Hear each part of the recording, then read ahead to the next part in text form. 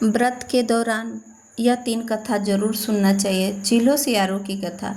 जीवित पुत्रिका व्रत में चिल्हो सियारो की एक कथा भी सुनी जाती है। वह संक्षेप में इस प्रकार है। एक वन में सेमर के पेड़ पर एक चील रहती थी और पास की झाड़ी में एक सियारन रहती थी। दोनों में खूब पड़ती थी। पहली कहानी सियारन वाली है, दूसरी जीवित वाहन राजा की और तीसरी भगवान श्री कृष्ण से जुड़ी है।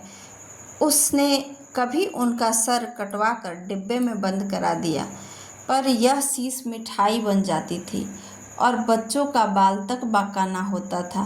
बार बार उसने अपनी बहन के बच्चों और उसके पति को मारने का प्रयास करती और उसके पुत्र की रक्षा होती।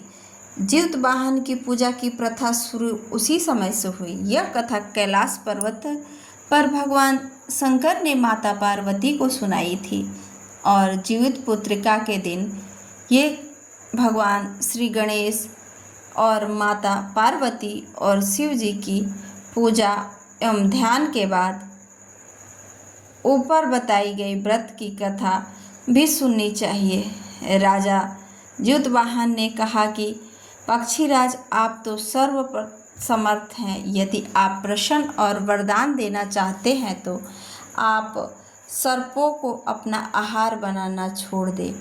आपने अब तक जितने ही प्राण लिए हैं उनमें जीवन प्रदान कर दे। गरुड़ ने सबका जीवन दान दे दिया और नागों की बलि न लेने का वरदान भी दिया।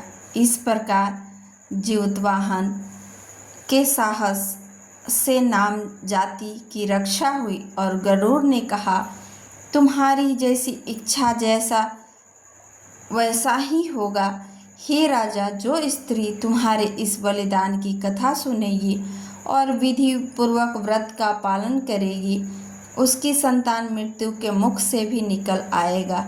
गरुड़ और उनकी बहादुरी और दूसरे की प्राण रक्षा के लिए स्वयं बलिदान देने का हिम्मत से बहुत प्रभावित हुए थे। उन्हें स्वयं पर पछतावा होने लगा था।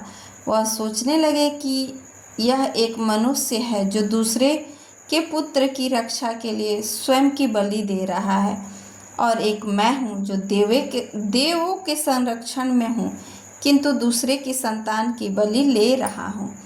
इस तरह जीवित वाहन को मुक्त कर दिया और गरुड़ ने कहा, उत्तम मनुष्य में तुम्हारी भावना और त्याग में बहुत प्रसन्न हूँ। मैंने तुम्हारे शरीर पर जो घाव किए हैं उसे ठीक कर देता हूँ। तुम अपनी प्रसन्नता के लिए मुझसे कोई वरदान मांग लो। इस तरह राजा ने गरुड़ से अपनी कठोर चोक का जो प्रहार किया था और जीवित वाहन के शरीर से मांस का बड़ा हिस्सा जो नोच लिया था, इसकी पीड़ा से जीवित वाहन की आंखों में आंसू बह निकले और वह दर्द से कराहने लगा। अपने पंजे में जकड़े प्राणी की आंखों में आंसू और मुंह में कराह सुनकर गरुड़ बड़े ही आश्चर्य में पड़ गए, क्योंकि ऐसे पहले कभी न हुआ था। उन्होंने जीवित वाहन से उनका परिचय पूछा। जीवित वाहन ने सारा किस्सा कह सुनाया कि कैसे एक स्त्री के पुत्र की रक्षा के लिए वह अपने प्राण देने आए हैं और आप मुझे खाकर भूख शांत करें। राजा जीवित वाहन ने कहा कि हे पक्षीराज, आप तो सर्वसमर्थ हैं। यदि आप प्रसन्न हैं और वरदान देना ही चाहते हैं तो आप सर्पों को अपना आहार बनाना छोड़ दें। आपने अब तक जितने भी प्राण लिए हैं उनमें जीवन प्रदान करें। गरुड़ ने सबकी जीवन दान उसी समय दे दिया और नागों की बलि लेने का भी वरदान जो था उसे छोड़कर और नागों को रक्षा हेतु बोल दिया। इस प्रकार जीवित वाहन के साहस से नाग जाति की रक्षा हुई। गरुड़ ने कहा, तुम्हारी जैसी इच्छा वैसा ही होगा।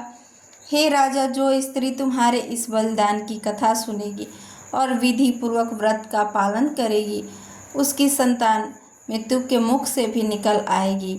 अब हम लोग भगवान श्री कृष्ण की कथा को सुनेंगे। यह महाभारत काल की कथा है। यह कथा महाभारत युद्ध के बाद, अपने पिता की मृत्यु के बाद अश्वत्थामा बहुत ही नाराज था और उसके अंदर बदले की आग तीव्र हो चली थी, जिसके कारण उसने पांडवों के शिविर में घुसकर सोते हुए 5 लोगों को पांडव समझकर मार डाला था। लेकिन वे सभी द्रौपदी के 5 संतानें थे। उसके इस अपराध के कारण उसे अर्जुन ने बंदी बना लिया और उसकी दिव्य मणि छीन ली, जिसके फलस्वरूप अश्वत्थामा ने उत्तरा की अजन्मी संतान को गर्भ में मारने के लिए ब्रह्मास्त्र का उपयोग किया, जिसे निष्फल करना नामुमकिन सा था।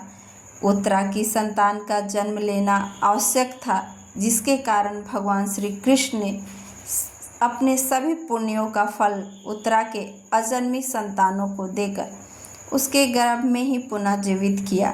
गर्भ में मरकर जीवित होने के कारण उसका नाम जीवित पुत्रिका पड़ा और आगे जाकर यही राजा परीक्षित बना। तब ही से इस व्रत को किया जाता है। जितिया व्रत की में महिलाएं भूल कर भी ना करें कुछ गलतियाँ। जो गलतियाँ टूटे हुए जितिया के धागे का प्रयोग कभी ना करें। जितिया व्रत में संतान की सुरक्षा के लिए उसे जितिया का धागा पहनाया जाता है। इस धागे को सही समय और सही विधि से पहनाएं। गलती से भी गंदे या टूटे जितिया के धागों का प्रयोग अशुभ माना जाता है। क्रोध, झगड़ा और अपशब्दों का प्रयोग ना करें। व्रत के दौरान व्रती महिला को क्रोध और झगड़ा करने से बचना चाहिए। माना जाता है कि इस दिन व्रती महिला के विचार, वाणी और आचरण का सीधा असर संतान पर पड़ता है। तामसिक भोजन का सेवन जितिया व्रत में घर में प्याज, लहसुन, मांस, मदिरा जैसे तामसिक पदार्थ का सेवन बिल्कुल वर्जित माना गया है। व्रती महिला के साथ इस दिन उसके परिवार में कोई भी सात्विक भोजन ही करना चाहिए। जितिया व्रत में महिलाओं को निर्जला उपवास रखना होता है। धार्मिक मान्यताओं के अनुसार व्रत पूरा होने के बाद पारण और अन्न का सेवन करती हैं। व्रत के दौरान इन दोनों में से किसी भी चीज़ का सेवन करना वर्जित है और इससे व्रत टूट जाता है, जिससे महिला को इस व्रत का फल नहीं मिलता है। व्रत के दौरान हमें क्या क्या, जब नहा खाए करते हैं तो चीज़ों को खाते हैं और पारण के समय क्या खाते हैं, इसके बारे में जानते हैं। तुरुई जो जितिया के पर्व पर पारण में इस सब्जी को ज़रूर शामिल करना चाहिए। हरे रंग की ये सब्जी iron, magnesium, vitamin A, C, B6 और फाइबर से भरपूर होती है। इस सब्जी में बहुत कम मात्रा में कैलोरी पाई जाती है।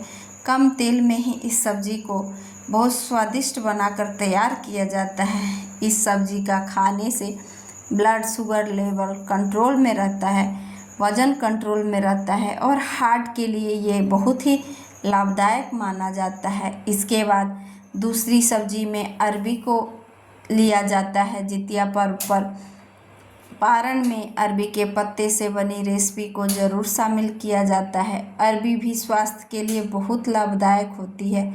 अरबी की सब्जी और पत्ते दोनों ही लाजवाब डिश तैयार करने में मदद करती है। अरबी में पोटेशियम, मैग्नीशियम, विटामिन C और E, स्टार्च और फाइबर भरपूर मात्रा में पाया जाता है।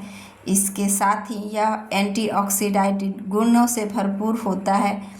इसके सेवन से ब्लड शुगर लेवल कंट्रोल होता है और हार्ट की मजबूती हमेशा बनी रहती है। ऐसे में अपने व्रत में शामिल इस को भी करें। इसके बाद हम लोग व्रत में नोनी के साग को शामिल करते हैं। जितिया पर्व के नहाय खाए और पारण के अवसर पर नोनी के साग से बनी अलग अलग रेसिपी का ज़रूर शामिल करना चाहिए। इसमें साग के पकौड़े, दाल आदि चीज़ें बनाई जाती है। नोनी साग हेल्थ के लिए बहुत ही बेनिफिशियल होता है और इसमें एंटीबैक्टीरियल, एंटी फंगस और एंटी एजिंग गुण वाले तत्व भी पाए जाते हैं। नोनी साग से बनी रेसिपी खाने में स्वादिष्ट होने के साथ साथ हेल्थ के लिए भी काफ़ी फायदेमंद होती है। ऐसे में व्रत के दौरान एनर्जी लेवल को मेंटेन करने के लिए नोनी का साग अपने डाइट में ज़रूर से शामिल करें। जितिया महापर्व में नहा खाए और पारण का विशेष महत्व होता है। आज हम आपको ऐसी 5 चीज़ों के बारे में बताने वाले हैं जिन्हें आप इस दौरान खा सकते हैं। ये ना सिर्फ शुभ माना जाता है बल्कि व्रत के दौरान शरीर में एनर्जी भी बनाए रखने में मदद करता है। इस शुभ अवसर पर व्रती महिलाएं स्नान, ध्यान और जिमुतवाहन जी की पूजा करती हैं। इसके बाद भोजन इत्यादि बनाती हैं और उसे अपने पितरों को भी देती हैं, सूर्य देवता को देती हैं। उसके बाद स्वयं ग्रहण करती हैं। नहाए खाए के दिन मड़ुआ की रोटी और नोनी का साग खाई जाती है। इसके साथ ही दही और पोहा चूड़ा भी खाया जाता है। जितिया व्रत का समय और महत्व। व्रत का समय, यह व्रत 3 दिनों तक चलता है जिसमें नहाए खाए, उसके बाद दूसरे दिन निर्जला उपवास रहता है और तीसरे दिन उसमें पारण शामिल होता है। इस बार 2025 में नहा खाए 13 सितंबर को और निर्जला उपवास 14 सितंबर को, पारण का 15 सितंबर में महत्व है। और इस व्रत को धारण करने से माताओं को अपने बच्चों को सुखी, स्वस्थ और लंबी आयु इत्यादि का वरदान प्राप्त होता है। तो यह कौन कौन से क्षेत्र में इस व्रत को किया जाता है, तो यह मुख्य रूप से बिहार और झारखंड, उत्तर प्रदेश में मनाया जाता है। यह जानकारी अच्छी लगी हो तो लाइक शेयर ज़रूर से करें।